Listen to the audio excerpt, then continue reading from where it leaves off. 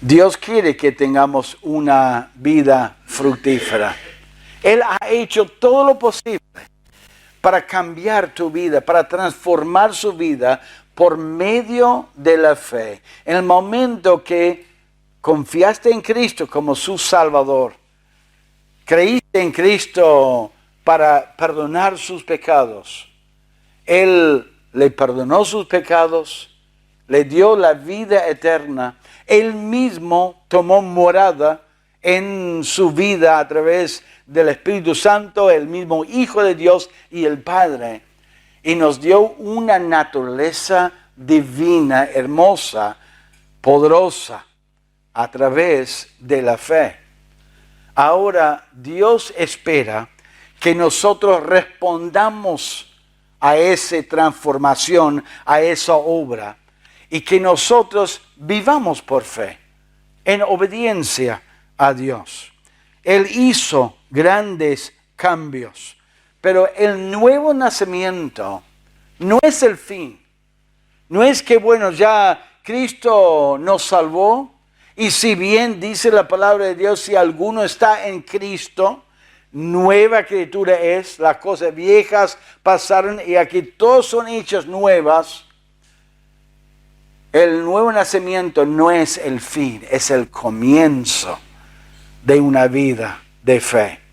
Y Dios quiere que uno responda a esa nueva naturaleza en obediencia y que nosotros suplimos a nuestra fe estas características que Él menciona aquí en 2 Pedro capítulo 1. Requiere un esfuerzo del cristiano, pero no en nuestro poder.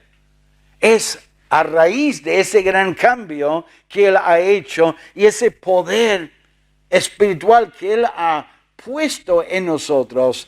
Él espera que el creyente enfoca en estas áreas de su vida y que con su poder y con su gracia y por su gracia, que nosotros nos cuidemos de estas áreas, nos enfoquemos y hagamos un esfuerzo. Hay evidencia aquí, un mandamiento de Dios, de añadir a la fe con diligencia. ¿Para qué? Para que lleve un fruto.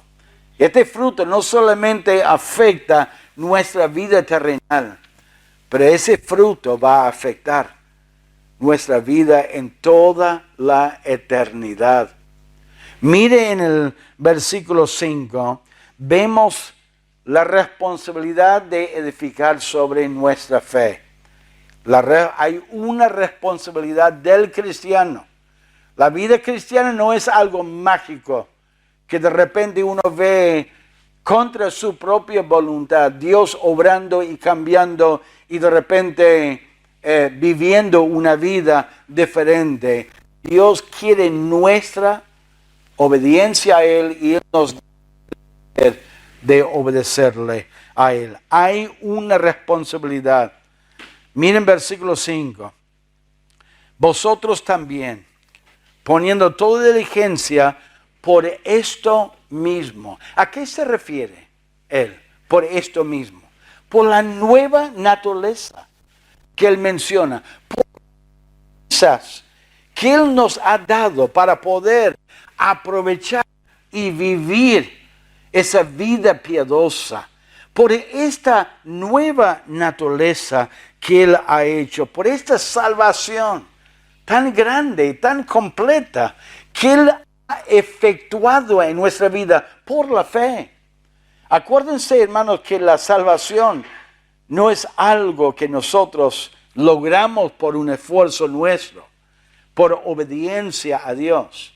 La salvación es un regalo, es un don de Dios que Él da a un pecador en un segundo, en un momento de creer en Cristo. Dice: el que oye mi palabra y cree al que me envió, tiene vida eterna. Y no vendrá a condenación, mas ha pasado de vida, de muerte a vida. Ha pasado. Es algo hecho. es algo seguro.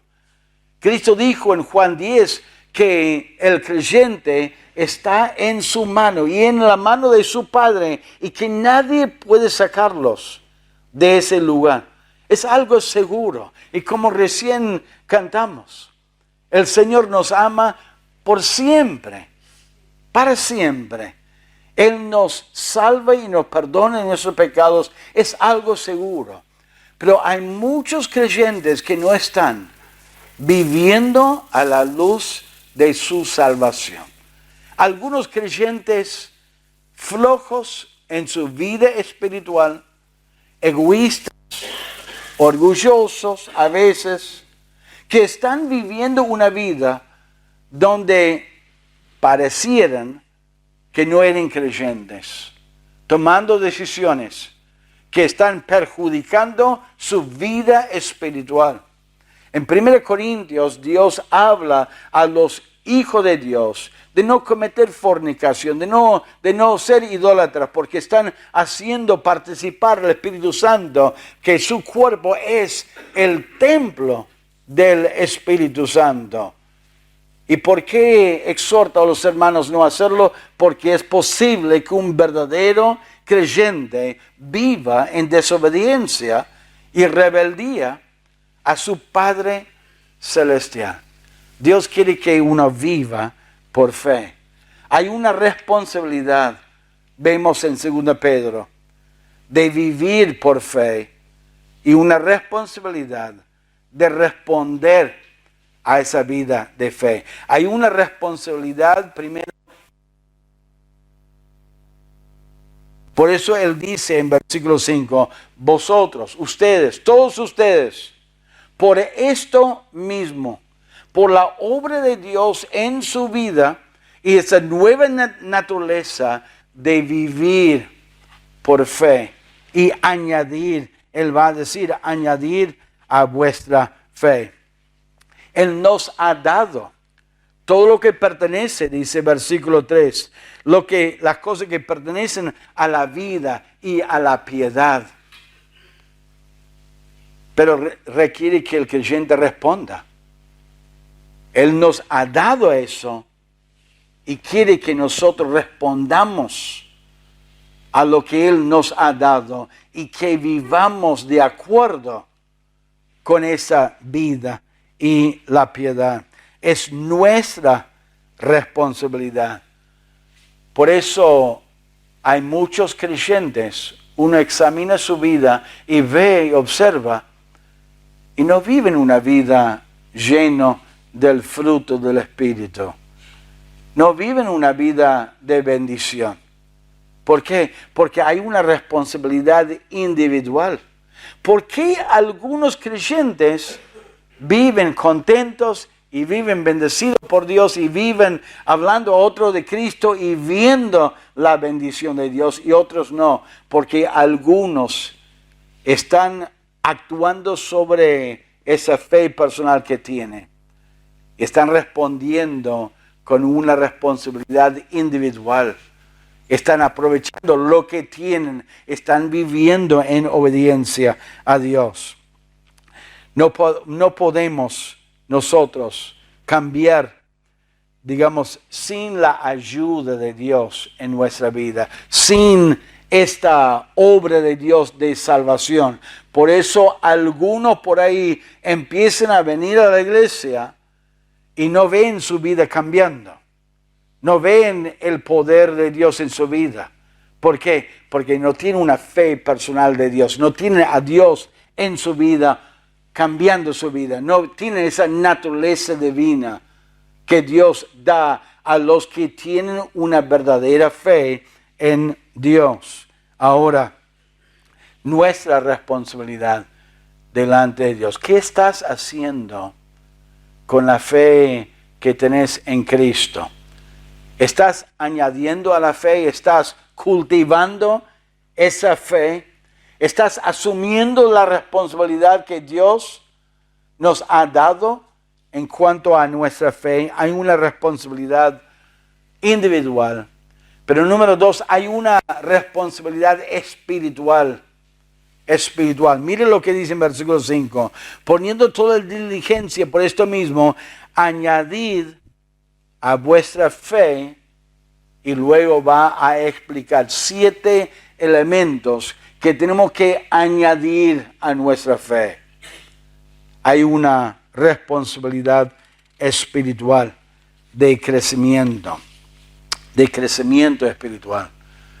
Por eso algunos creyentes son maduros y algunos creyentes no son maduros.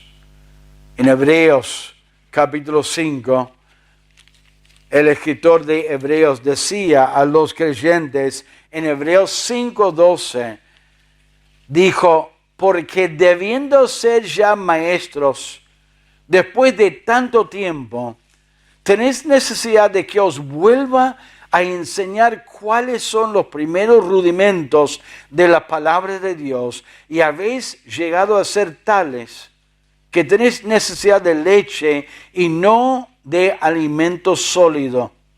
Y todo aquel que participa de la leche es inexperto en la palabra de justicia, porque es niño. Pero el alimento sólido es para los que han alcanzado madurez, para los que por el uso tienen los sentidos ejercitados en el discernimiento del bien y del mal. Debiendo ser ya maestros, son niños, necesitan aprender de nuevo. Está colocando la responsabilidad y la falta de su madurez espiritual en ellos. Dios en el momento de salvación le da al creyente todo lo que necesita, pero el creyente necesita tomar estas cosas y con el poder de Dios, por la gracia de Dios, aprovechar esas cosas y vivir, aprender a vivir por fe. La madurez o la inmadurez depende en el esfuerzo que el creyente pone de su parte con el poder de Dios y la gracia de Dios. Pablo hablaba de la gracia de Dios y él decía, yo soy lo que soy por la gracia de Dios. ¿Pero por qué? Porque él se esforzó a aprovechar la gracia de Dios. No era aragán con la gracia de Dios. No era orgulloso o egoísta. Él era diligente con la gracia de Dios. Hay que añadir, hay una responsabilidad espiritual. ¿Estás cuidando tu fe? ¿Estás buscando añadir a tu fe? ¿O tu fe es a la misma nivel que unos años atrás? ¿O peor, más débil su fe? Dios quiere que nos preocupemos de nuestra fe individualmente delante de Dios. Es una responsabilidad espiritual. La palabra clave en 2 Pedro es la palabra añadir. Es un mandamiento, esa palabra. Con toda diligencia, añadid a vuestra fe. Ahora, no piensen que podemos añadir en el sentido de que Dios es el que nos responde a nuestra fe. La idea de la palabra añadir es la idea de suplir algo, de añadir o de complementar algo. Y él va a dar 7 elementos que es la responsabilidad del creyente a suplementar al lado de su fe. Por ejemplo, él va a hablar del conocimiento. El conocimiento no es mágico. Ojalá que uno pudo poner alguna grabación a la noche y dormir y que esa grabación de la enseñanza filtre en la cabeza y uno se levante a la mañana lleno de conocimiento. El conocimiento bíblico requiere un esfuerzo. Tu fe, por más entusiasta que seas, por más ganas de querer obedecer a Dios y poner en práctica la palabra de Dios, si vos no te preocupes de guiar esa fe con un conocimiento bíblico y vos te llevas por las emociones, por los sentimientos, por las palabras de otro, tu fe no va a ser fructífera. Necesitas buscar un conocimiento bíblico y complementar tu fe, añadir tu fe, poner al lado tu fe un bosquejo, una enseñanza bíblica que realmente guía esa fe a obedecer a Dios. Porque un creyente puede ser totalmente sincero, un creyente puede tener unas ganas y un compromiso con Dios, pero si está guiándose por la mentira o por el engaño, su fe no va a producir fruto. Por eso hay algunos creyentes con fe, con ganas de servir a Dios, pero se están llenando de verdades que no son verdades, son mentiras. Y en su sinceridad están intentando vivir la vida de fe, pero equivocadamente, las cosas salen mal. No entienden por qué Dios no honra su vida o su compromiso con Él, y lleva a mucha frustración. Hay que añadir el conocimiento, añadir el amor fraternal, el amor hacia los hermanos. Va a haber diferencias entre los hermanos, y si no hay un amor que te lleve a superar esas diferencias, tu fe, por más que tengas conocimiento, que tengas años en el Señor, que tengas un deseo de orar y orar y orar al Señor, si no tenés esa fe, ese amor fraternal, va a ser un fracaso, no va a llevar fruto. Ahora, lo que quiero ver hoy, antes de hablar lo que vamos a hablar hoy, quiero decir una cosa más. Dice, con toda diligencia, añadir a vuestra fe. No es algo que debemos hacer con pocas ganas. La idea de la palabra diligencia es hacerlo rápidamente, con ganas. Algo como si está apurado. Hay que añadir. Y estos 7 elementos no es como un edificio donde uno está poniendo piso por piso por piso. Es más bien algo que estamos haciendo todo a la vez. El amor fraternal, el conocimiento, la paciencia, la virtud, todas esas características. Estamos continuamente añadiendo a nuestra fe con toda diligencia. Apenas vemos una necesidad y estamos pronto para añadirlo, para practicarlo, para vivirlo.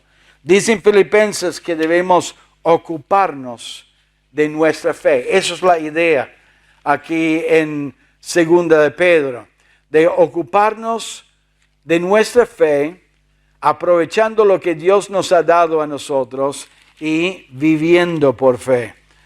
Dice, por tanto, amados míos, como siempre habéis obedecido, no como en mi presencia solamente, sino mucho más ahora en mi ausencia, ocupaos en vuestra salvación con temor y temblor. Preocúpense de su salvación, preocúpense de su fe, de su vida de fe, si su vida está agradando a Dios o no. Ocúpense. Preocúpense de eso. Dios nos da los elementos para vivir el poder. Nos da todo lo que pertenece a la vida y a la piedad. Pero hace falta una respuesta de nuestra parte. Con toda diligencia, añadir, suplementa nuestra fe. Hay un enfoque aquí en estas características. Y la primera característica es la virtud. Mira lo que dice. Añadid a vuestra fe virtud. Virtud. La palabra virtud significa excelencia moral. Excelencia moral es un ejemplo. Es alguien digno de imitar. Es algo que cumple con excelencia su función. Si fuera una herramienta, sería la herramienta perfecta para ese trabajo, porque cumple su función perfectamente. Me hizo recordar de Proverbios 31. En Proverbios 31 habla de la mujer virtuosa y da las características de la mujer virtuosa. La mujer excelente que está cumpliendo de manera excelente su rol de madre y también su rol de padre. Da las características de lo que ella está haciendo en mucho detalle y habla de la respuesta del esposo y cómo le afecta. Él tiene plena confianza en ella. Los chicos se levantan y alaban a su madre. ¿Por qué? Porque observan estas características excelentes y está cumpliendo a la perfección su rol como madre y como esposa. Esa es la idea de la palabra virtud. La excelencia. Actúa con excelencia. Un creyente que añade a su fe virtud, está preocupado de vivir su vida con excelencia en todo sentido de la palabra. Vive y cumple como hijo de Dios de toda manera. En su trabajo tiene un testimonio ejemplar. En su trabajo siempre actúa con honestidad. En su trabajo hace su trabajo y cumple con su trabajo de manera intachable. Si es un pintor, se preocupa en hacer sus cosas. Su fe afecta su manera de trabajar. Si es un maestro o maestra, su fe afecta su forma de actuar, de enseñar, de tratar a los alumnos. Si es una secretaria, hace las cosas con excelencia. Contratista, plomero, albañil, su fe se manifiesta en virtud. La gente lo mira y lo ve y ve su testimonio, sabe que ama a Cristo y vive una vida virtuosa. Si es un padre o una madre, sus hijos saben que conoce a Dios y tiene una relación con Dios y vive de una manera excelente, da un buen testimonio. Por ahí amigos que son padres le van a ellos para pedir consejos, para pedir ayuda en su relación con sus hijos. Sus hijos admiran a sus padres. ¿Por qué? Porque viven su fe con virtud. Están viviendo de una manera excelente delante de Dios. Estudiantes tienen una forma de estudiar, de prepararse, de cumplir las tareas no tienen excusas, no tienen mentiras, está cumpliendo diligentemente sus tareas. Hay creyentes sin virtud. Antes de conocer a Cristo, desarrollaron hábitos, desarrollaron filosofías. Es muy común la mentira, el engaño. Que alguien llame a casa y que los padres dicen, decirle que no estoy. No, decirle que estoy en el baño, decirle que no, que estoy ocupado. Enseñando a los chicos a mentir. Es muy, muy común en el mundo. Es muy común el engaño. ¿Cuántas mujeres han dicho a otra mujer, mi esposo me engañó?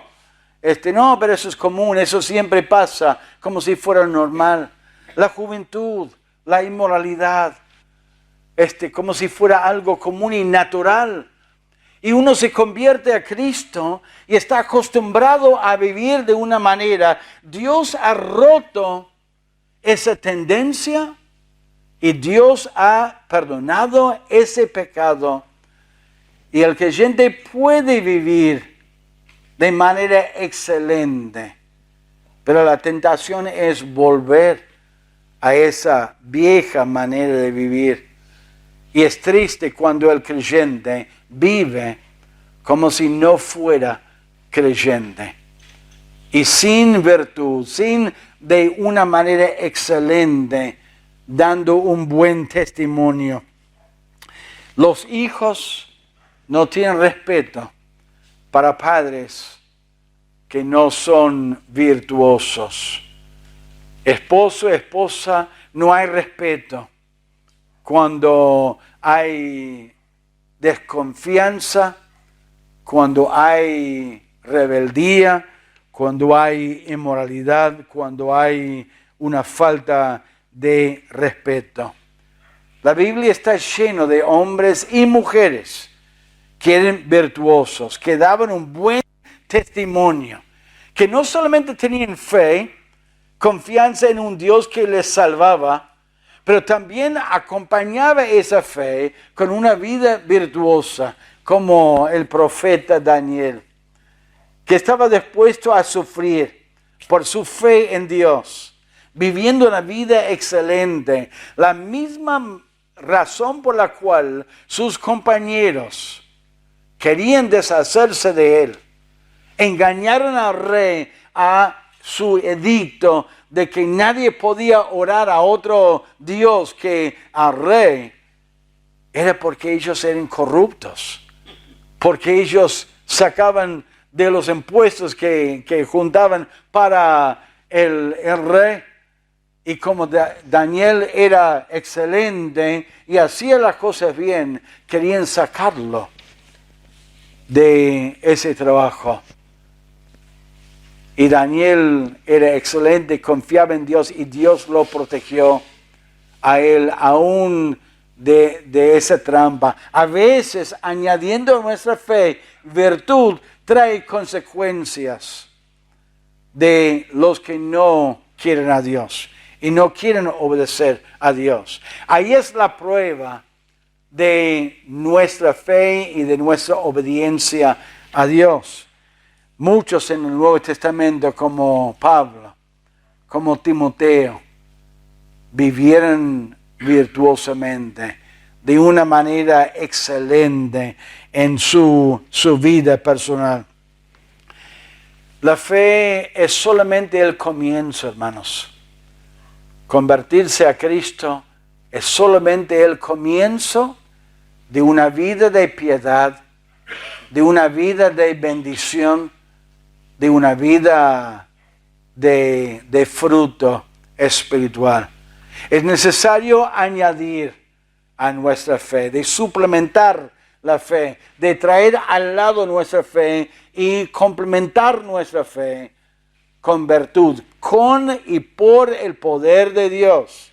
La misma naturaleza divina que está en nosotros nos está guiando a vivir una vida de virtud. Pero Dios no va a producir fruto espiritual en tu vida y en mi vida contra mi voluntad. Dios quiere que respondas a su poder y esa naturaleza divina. ¿Para qué? Para que no seamos ciegos espirituales, para que seamos fructíferos y para que recibamos la recompensa. Dios quiere que tengas una vida fructífera y Él ha provisto todo para que haya una vida fructífera, pero quiere que vos añades a tu fe con toda diligencia estas 7 características. Ahora, si usted en esta mañana mire estas características y está viendo virtud, excelencia moral, y usted dice, no, pastor, usted no sabe, no se puede vivir con excelencia moral en ese mundo. No se puede vivir así. Quizás usted ni siquiera cree que se pueda obedecer el mandamiento de Dios porque faltas creer en Cristo, tener el perdón de sus pecados y tener a Cristo como su Salvador y tener esa naturaleza divina que de por sí nos dice, sí se puede, sí se debe hacer, y que lo está haciendo en otros hermanos. No es que somos perfectos, pero que hay un deseo de vivir así en esta vida, y hay un intento de vivir así. Y cuando uno se cae, pide perdón a Dios y pide a Dios la fuerza para poder vivir con esa excelencia moral, esa virtud. Estás añadiendo a tu fe, estás preocupado en esta mañana de ese aspecto de su vida, la excelencia moral. Quizás si no estás preocupado por eso, quizás es porque ni conoces a Cristo como su Salvador, porque Él hace ese cambio. Él da el poder y la gracia para poder realizarlo en su vida. Si no le preocupa la virtud, la excelencia moral, tu testimonio, nada. Tu vida espiritual, de fruto espiritual, nada, ineficaz. Va a sufrir las consecuencias de justificar tu falta de excelencia moral. Y vas a simplemente estar viviendo en esta vida, ocupando el tiempo, trabajando, comiendo, durmiendo, viviendo, trabajando, sin una vida eficaz espiritualmente. Vamos a orar al Señor.